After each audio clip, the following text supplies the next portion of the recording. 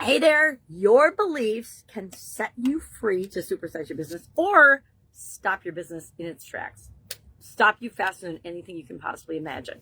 Now, I think it's really interesting today. Let's talk about this, okay? Our beliefs and the impact it has on our ability to create the actual business of our dreams. And as I was getting ready to create this video today, both Ryan Deiss and Alex Hormozy are talking about the same thing, which is a little twist on, and I say this all the time to founders and owners, we are often, and almost every single time I look into it and I have a problem or a challenge in one of my businesses, I realize that I am the bottleneck. And once you can admit that and see that, you can step out of the way. You can stay in the way and you can stunt your organization's growth, or you can say, maybe I am not the right person to do this particular part of the business. Maybe I need to step aside, let my ego step aside, because guess what?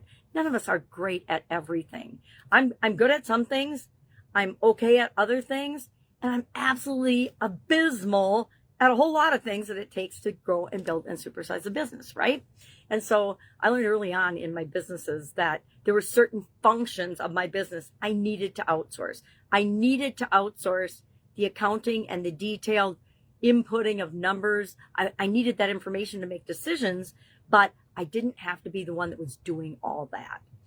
And I think that's one of the biggest lessons we can learn, is that we are not here to do everything. We are here to drive the train of our organization, but we need to be willing to ask people how and why and who is better suited to do certain things for our business if we truly want to grow and build and supersize that business.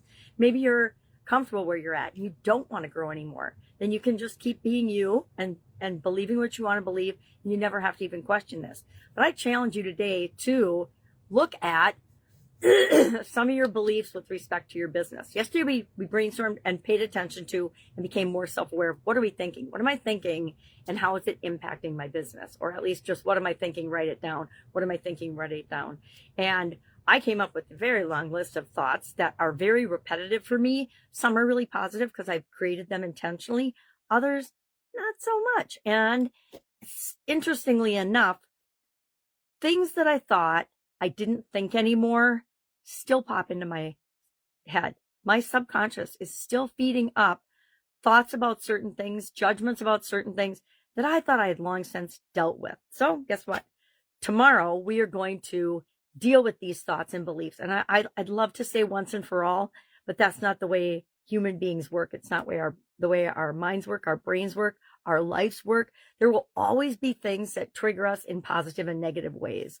And it's up to us to be aware of those faster so that we can choose how we want to react and respond, not just react and respond.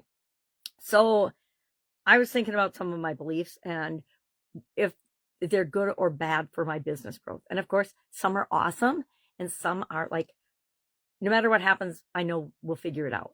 I can figure it out no matter what happens, no matter what challenge, what problem, what obstacle pops up. There's always a solution. I 100% believe there's always a solution. Now, am I the best one to find that solution?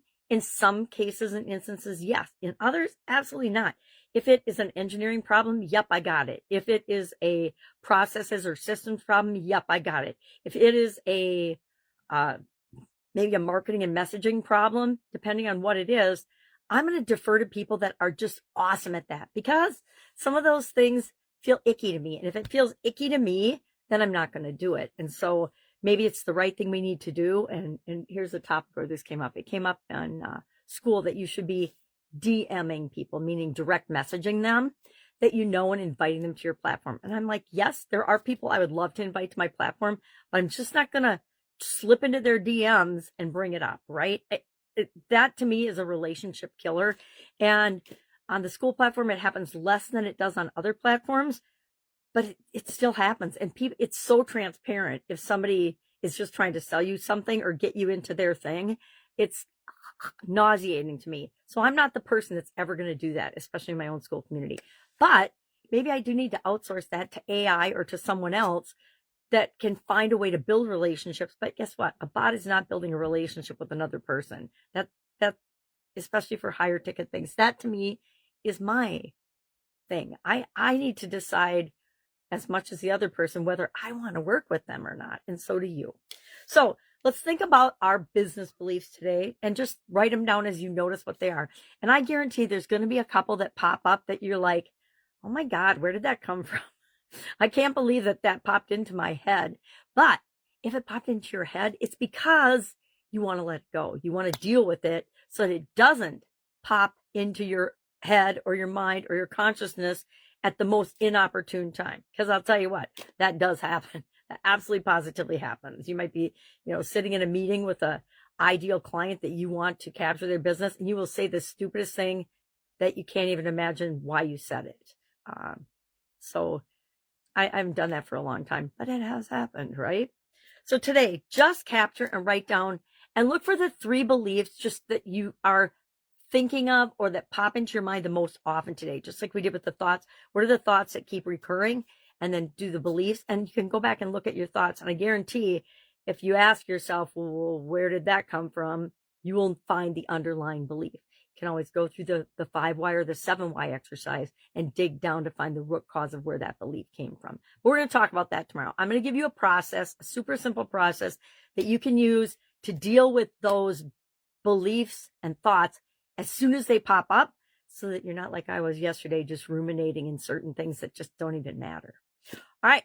Have an awesome day. If I can help you anyway, ask. Otherwise, share your beliefs in the comments below. Just share the 3 most common that pop up for you. It might be there's too much competition, or I don't know what I'm doing, or everybody wants my product and service, or whatever it is. Write that down and we'll talk about them tomorrow.